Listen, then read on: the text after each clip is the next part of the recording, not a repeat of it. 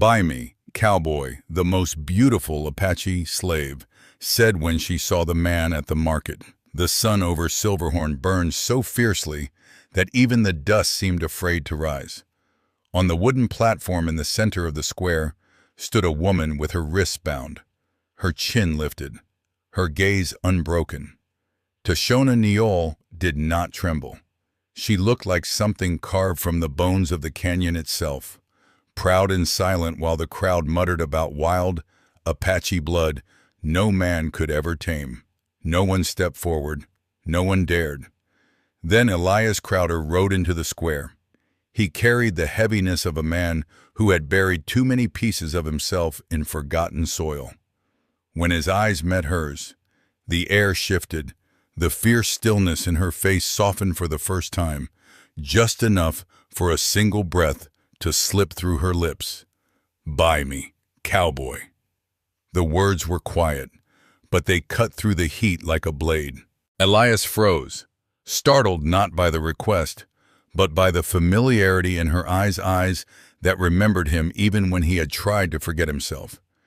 He tossed $80 into the dust. The square fell silent as fate made its choice. Before we continue the story, take a moment to comment below and tell me where you're watching from and why Wild West love stories speak to you. Your thoughts help this tale reach the folks who truly feel its heartbeat. Silverhorn baked under a white sky that refused to move. Heat shimmered above the rooftops, sliding off tin awnings and turning every breath into something sharp enough to cut the throat. The smell of horse sweat, dry timber, and distant mesquite smoke drifted through the narrow streets where traders and drifters moved with the sluggish caution of people who had seen too much. Beyond the last rows of buildings stretched the open nothingness of Arizona territory, a country where mountains rose like broken teeth and riverbeds waited months for a single thread of water. Elias Crowder guided his horse through the thinning crowd and out toward the canyon road. He didn't look back at the town. He rarely looked back at anything. A quiet man with shoulders built from labor and silence. He carried the kind of calm that came from living too long in places where a wrong step meant death. There was a scar on his forearm, a thin white line that never fully faded, a mark from a night he refused to speak of. People said he lived alone because he preferred it. The truth was simpler and far heavier. Solitude was easier than remembering who he used to be. Behind him rode the woman he had just bought. Her hands were free now, resting lightly against the saddle horn, yet her back remained straight, as if the rope had never truly held her. Tashona Neole's presence shifted the air around her. She carried the scent of smoke and sage, a faint whisper of something older than towns and coin.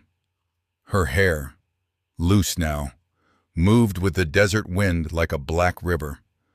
Her eyes held the dark clarity of obsidian, but beneath that hardness was a quiet that did not belong to fear.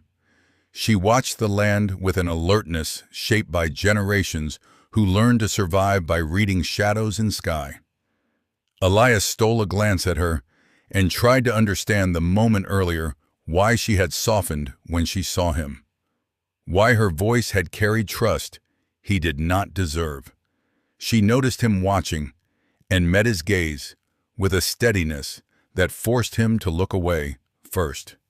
"You don't have to walk behind me," he said, keeping his tone neutral. "I know," she replied. Her voice was smooth, threaded with the cadence of a language older than English. Nothing in her manner suggested gratitude for being taken from that platform. She was simply moving forward, as if following a path she had seen long before he arrived. The canyon opened before them in the late afternoon light. Eaglebone's dark walls rose on both sides, layered in iron red and ash black stone. Wind funneled through the passage, carrying a hush that felt almost sacred. Tashona lifted her face toward it, breathing in deeply, as though greeting an old friend. "You've been here before," Elias said without thinking. "Not this place," she murmured, "but places that speak the same way." She touched the small leather pouch tied to her belt, a motion so gentle it revealed its importance. Elias didn't ask what it held. He sensed it wasn't something a stranger should question. They reached his cabin as the sun began sinking behind the canyon rim. The place was modest, one room patched with pine boards. A shed leaning against a cottonwood, fencing worn thin by years of weather and neglect. Smoke still lingered from the morning's fire, mingling with the metallic tang of the creek. Elias dismounted, set down his gear, and tried to prepare his mind for what it meant to have another soul in a place that had held only echoes. Tashona stepped down without his help. She scanned the cabin, the corral, the cracked ground, her gaze taking in everything at once. "You live here alone," she said. "For a long time," he answered. She nodded slowly, as if confirming something she already knew. Then she walked toward the porch and paused, her hand brushing the doorframe. The brief touch seemed almost ceremonial, as though she was greeting the land itself before stepping inside. In the deepening twilight, Elias realized something unsettling.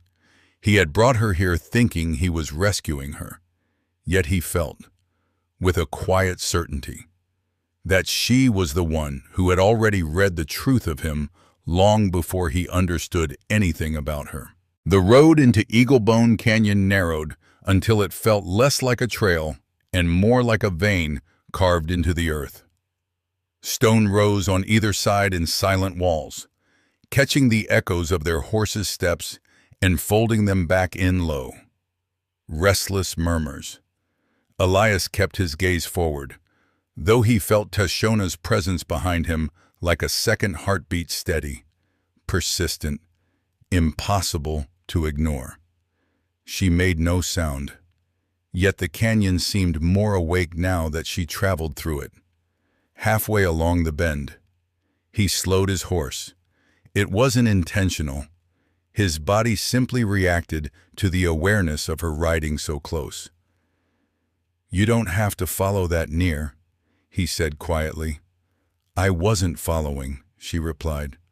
"I was walking with you." Her tone held neither challenge nor apology, only truth. Elias cleared his throat and nudged his horse ahead, but the space she left between them remained the same, small enough to feel, large enough to misunderstand. The wind picked up, carrying a fine veil of dust that brushed their skin. Tashona lifted her hand to shield her eyes, and Elias caught another glimpse of her wrist. The rope burn was dark against her bronze skin.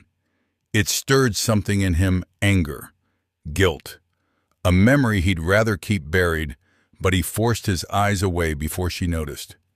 They reached a shallow curve where the creek glimmered like a dull blade beneath the setting sky. Elias dismounted to let his horse drink. Tashona followed, sliding down from the saddle with a fluid grace that didn't match the rough day she'd endured. She crouched by the water and dipped her fingers into the current. The way she touched it was almost reverent. "This place remembers," she said, not looking at him. "Remembers what he asked, that it was once alive." She stood, letting droplets fall from her hand, "and that some things still can be." The words pressed into him harder than he expected. He busied himself tightening the saddle straps, pretending not to hear the meaning she left unsaid. She walked a few paces upstream, studying the canyon with a careful, listening stillness. Elias watched her from the corner of his eye. There was something familiar in the way she tilted her head, as if measuring the land's breadth. Then he realized why. Months ago, on a lonely stretch of trail, he had seen a woman collapse near a fallen log. She tried to stand when he approached, but her leg had buckled. He hadn't asked questions. He'd only left his canteen within her reach and walked on, certain she'd disappear into the desert like everything else that never belonged to him. Now, seeing her framed by the canyon light, he understood. "You remembered me," he said softly. She turned, eyes reflecting the water's pale shine. "You didn't give your name, but you gave water." A faint shift touched her lips, not quite a smile. The desert listens when someone does that. He opened his mouth, unsure whether to apologize, explain, or deny the gravity she placed on such a small act. In the end, he said nothing. Words felt too thin beside the weight of her gaze. As they continued toward the cabin, the distance between them held a new tension, no longer suspicion, not yet trust, something fragile that neither dared disturb. Tashona rode slightly ahead now, her silhouette dark against the canyon's fading gold. Elias found his eyes drifting to her more times than he allowed himself to admit. When they reached the clearing before his home, she paused at the edge of the corral. The last light slid across her cheekbone, softening the strong lines of her face. "You knew I would follow," she said. "I didn't know anything," he answered. "You did." Her voice lowered, barely a breath. "Some things aren't chosen, they're just found." Elias looked at her, truly looked, and felt the canyon tighten around them, the world narrowing to a single quiet truth he wasn't ready to name. The evening wind rose, cool and patient, carrying their silence into the long, waiting dark. The first morning in Eaglebone Canyon dawned pale and cool, a thin wash of silver spreading across the ridgeline like breath on glass. Elias stepped out of the cabin, expecting silence, the kind that usually greeted him at daybreak. Instead, he found Tashona already kneeling by the fire pit, coaxing a small flame out of the embers he had left the night before. Her movements were steady, deliberate, almost ceremonial. She didn't look up when he approached. "You're up early," he said. "I rise with the land," she answered. "It wastes nothing." Elias wasn't sure whether she meant the canyon or herself. He nodded awkwardly and went to fetch water, telling himself that her presence was temporary, that he'd give her supplies and she'd move on once she found her direction. Yet as he dipped the bucket into the creek, he caught her reflection behind him still, centered, utterly unafraid. Something in him tightened when he returned. She was already sweeping the cabin floor with a bundle of dried yucca stems she had tied together. He frowned before he could stop himself. "You don't need to do that," he said. She paused, lifting her gaze. "I know. Then why?" "Because a house remembers the hands that care for it." He opened his mouth to protest, but found no ground to stand on. She turned back to her sweeping, ending the discussion without a trace of defiance. And that quiet certainty unsettled him more than rebellion ever could. That day followed a rhythm he didn't ask for, but somehow fell into. She worked beside him with the ease of someone who belonged nowhere and everywhere at once. When he chopped wood, she gathered the splinters. When he repaired the feed trough, she measured the broken plank with careful fingers, as if reading its history. Sometimes she hummed under her breath, a melody that rose and sank like water slipping over stone. He did not understand the words, but he felt the meaning. Near midday, she walked to the corral and traced her hand along the spine of his mare. The horse, normally wary of strangers, lowered her head and breathed against Tashona's palm. Elias watched with surprise. "She trusts you," he said. Tashona's eyes softened. "Animals see what people ignore. What do they see?" She glanced at him, and the look held a depth he wasn't ready to face. A man who speaks little, but listens when it matters. He turned away before she could read more than he intended. In the afternoon, he taught her how to steady a saw against a thick branch. She learned quickly, adjusting her grip without being told twice. When her fingers brushed his, a small spark climbed up his arm. He drew back instinctively. Tashona noticed but said nothing. Instead, she stepped to the other side of the log, giving him space he didn't know how to ask for. Later, she led him to the far corner of the property where the ground dipped into a shallow basin. She crouched and touched the soil with the back of her hand. "Water passed here last spring," she murmured. He knelt beside her. "How can you tell the earth holds its scars?" She pressed 2 fingers into the dirt, just as people do. Her words slid into him with quiet force. He looked away, focusing on the canyon walls instead of the truth she had unknowingly struck. As the sun lowered, they returned to the cabin. Elias watched her gather herbs she had collected earlier: narrow leaves, crushed seeds, a sprig of something that smelled faintly of mint. She hung them near the fire to dry. "My father taught me this," she said softly. "The plants that heal, the ones that warn, the ones that call storms." "Call storms," he repeated. She smiled gently, not with magic, with memory. She didn't elaborate, and he didn't ask. Some things didn't need explaining to feel true. When dusk arrived, the canyon seemed to draw inward, gathering its shadows like a long breath. Elias sharpened his knife on the doorstep, listening to the scrape of steel against stone. Behind him, Tashona tended the fire. The cabin glowed with a warm amber light, flickering over her face and tracing the delicate curve of her cheekbone. "How long will you stay?" he asked without turning around. "Until the ground tells me to leave," she replied. "That's not an answer. It's the only one I have." He exhaled slowly. "You could be safer in town.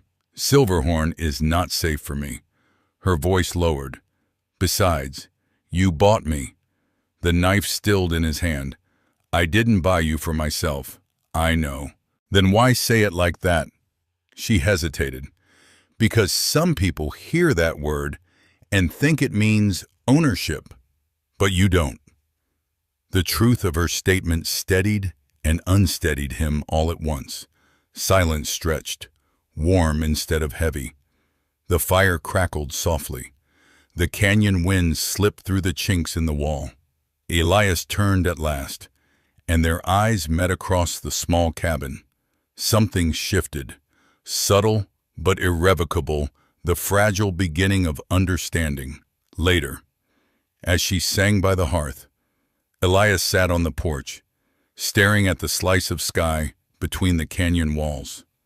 Her voice floated through the door, soft, ancient, carrying a story he could feel even without translation. He leaned back against the post, letting the melody seep into the cracks of his solitude. He realized, with a quiet shock, that the cabin no longer sounded empty. Inside, Tashona finished her song and placed another piece of wood on the fire. She looked toward the door, sensing him there even without seeing him.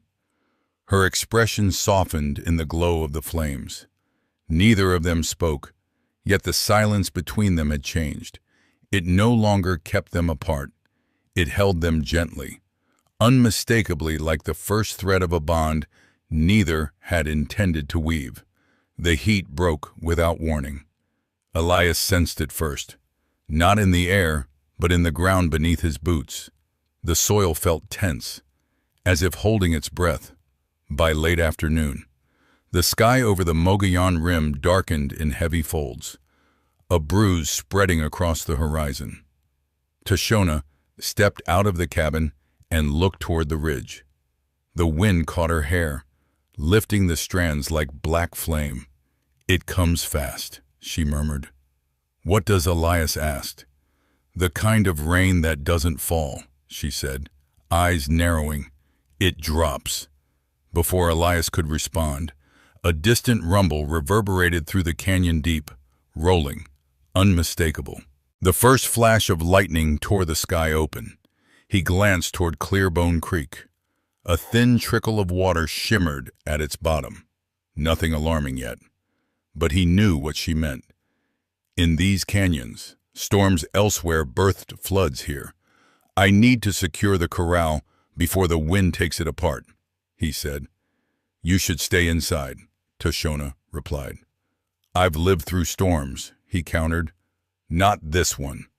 Rain struck then hard, sudden, each drop a cold slap against sunburned skin. Within seconds, the world dissolved into silver sheets and roaring wind. Elias ran. The corral gate thrashed wildly as gusts shoved against it. He wrestled the latch with numbed hands.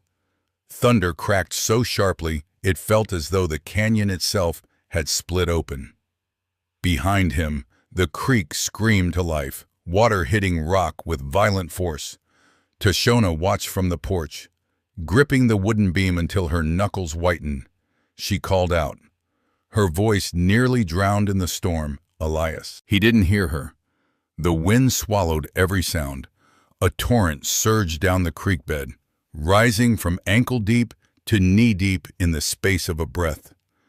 Elias turned just in time to see a wall of water rounding the bend, dark with mud and broken limbs, moving like a creature hungry for anything in its path. "Tashona, get back inside!" he shouted, though the storm shredded his words. The flood slammed against the trough. It lurched into him, knocking him off balance. His boots slid across the slick ground. He hit the earth hard, the impact stealing his breath. The water pulled at him, dragging his legs toward the drop where the creek narrowed into a deep cut of stone. He clawed at the mud, grasping only loose soil. "Tashona," he gasped. She was already running. Her feet slapped against the ground, skirts whipping in the wind. The storm swallowed her silhouette. But she pushed forward, leaning into the gale as if the land itself lent her strength. When she reached him, her hands were on his arm instantly. "Hold to me," she said, voice fierce and steady. The current yanked again, almost tearing him from her grasp. She dug her heels into the softened earth and pulled. Elias tried to rise, but pain shot through his ribs, and the water surged higher. "You need to let go," he choked. "If it pulls me under," her grip tightened. "I didn't ask what you needed," with a sharp cry. She wrenched him free of the current. They stumbled backward, falling against the slope. Rain hammered them. Mud smeared his cheek. Her arms trembled, breath ragged, hair plastered to her skin. But she didn't release him. Only when they reached the porch did she collapse to her knees, dragging him fully out of the flood's reach. "Tashona," he began, but she pressed her palm to his cheek. "Don't speak," she said. "Not yet." Inside the cabin, shadows flickered as the storm battered the walls. She guided him to the floor beside the hearth. His shirt clung to him, dark with water and dirt. Blood trickled from a cut above his brow where he'd struck a rock. Tashona reached for the leather pouch tied at her hip. She opened it, revealing crushed leaves, small seeds, and a folded strip of cloth. Her hands moved with purpose, mixing the herbs with water warmed from the kettle she had heated hours before the storm, as if she had known this moment would come. "You shouldn't be doing this," Elias whispered. "It is already done," she replied. She pressed the poultice to his wound. Its scent filled the cabin earthy, sharp, touched with something ancient. She began to hum, low and steady, the same melody he had heard on the nights when silence pressed too close. But tonight the song sounded different, stronger, like a prayer thrown into the storm. between verses. Her voice trembled. "There is a rule," she said softly. "My people do not bring a stranger into the fire's circle, not a man with white skin, not a man claimed by another world." Elias tried to sit up, wincing. "Then don't. Leave me and go. Save yourself." Her eyes met his, dark, bright, unyielding. "No, Tashona." "You gave water to a dying woman once," she said, the words breaking open something he had locked away.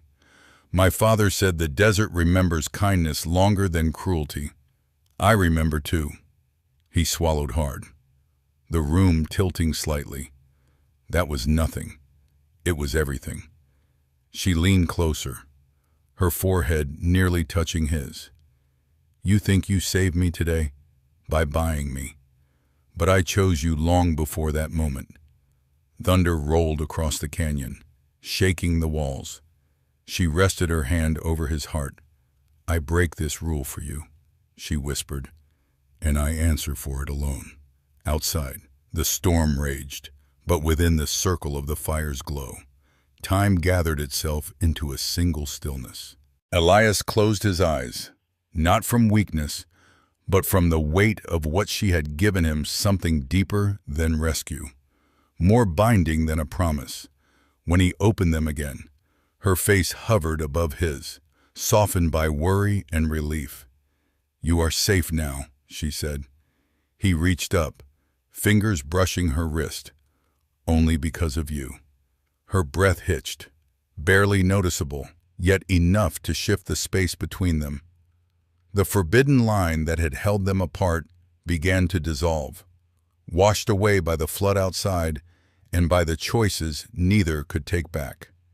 She lowered herself beside him, keeping her hand over his heart until his breathing steadied. The fire glowed warmer, brighter, as the desert storm slowly began to fade into the long, echoing dark. The storm spent itself slowly, like a wounded animal retreating into the far reaches of the canyon. By dawn, the world held its breath beneath a veil of steam rising from wet earth. Every rock glistened. Every leaf clung to droplets that caught the new light like fragments of glass.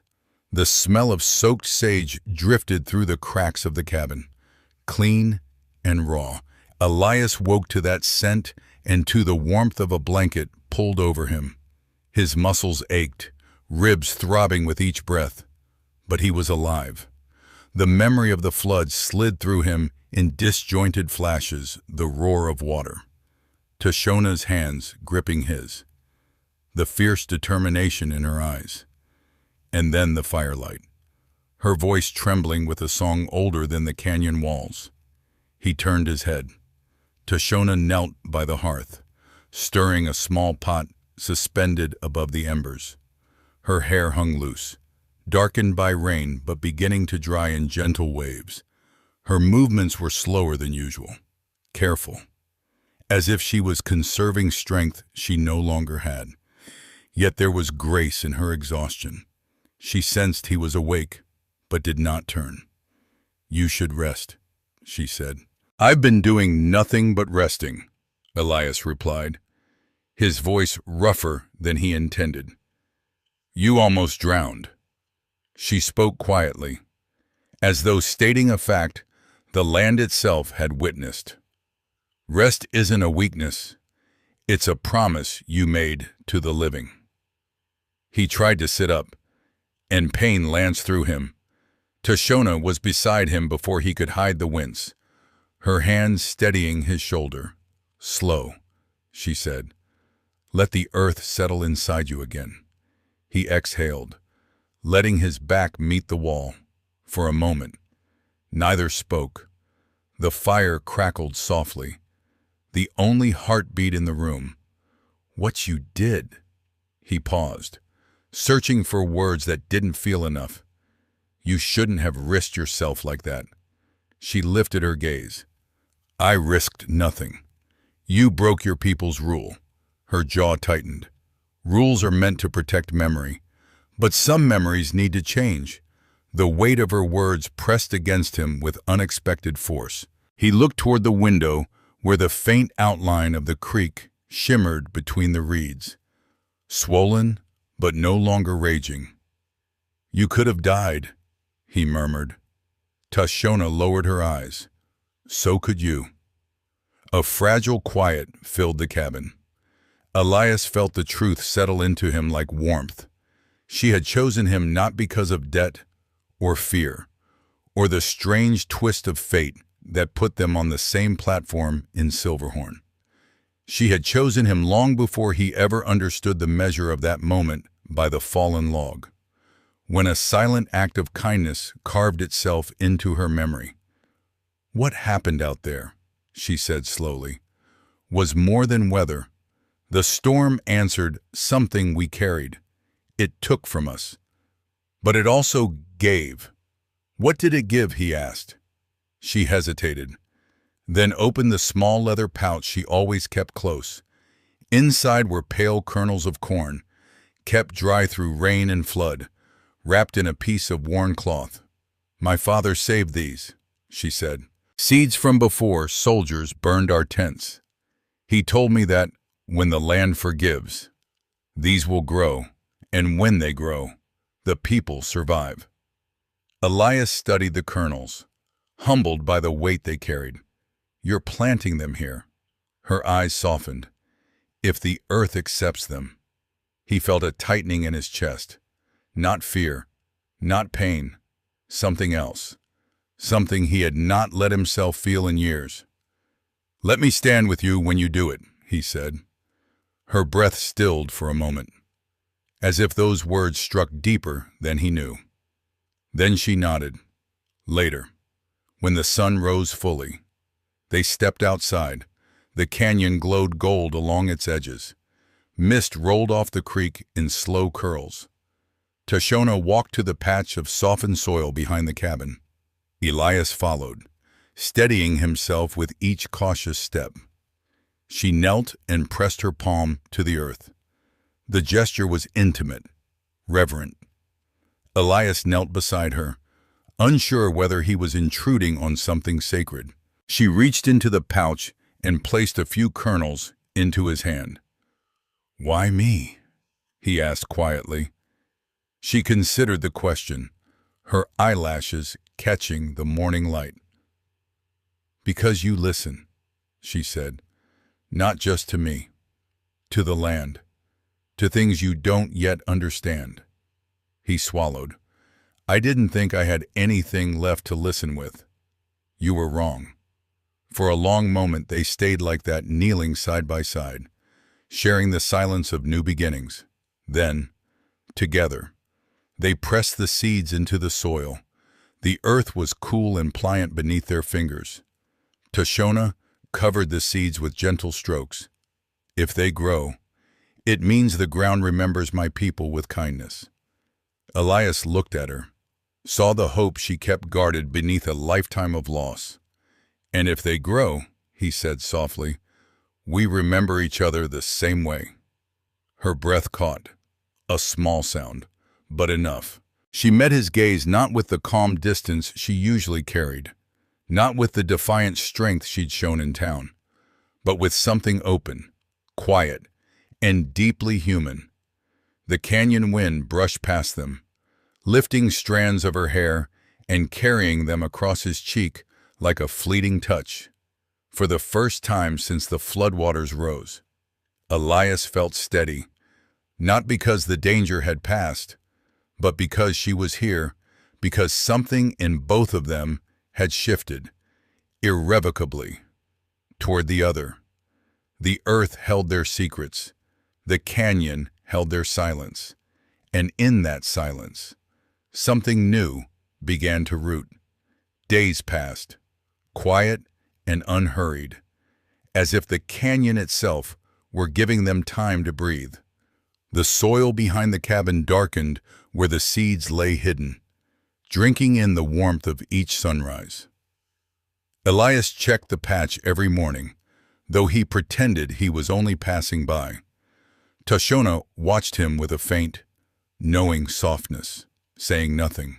One dawn, the light broke gently over the ridge, spreading a pale gold across the basin. Tashona stepped outside just as Elias knelt by the soil. His breath stilled.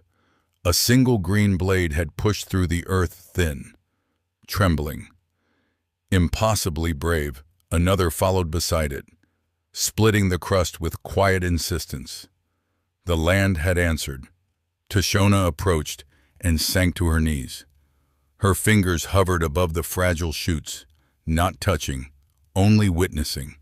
Her eyes shone with something deeper than relief, a recognition, ancient and intimate. "It grows," she whispered. "It does," Elias said, "because this place remembers you." She turned to him, and for a heartbeat, the world narrowed to the space between their breaths.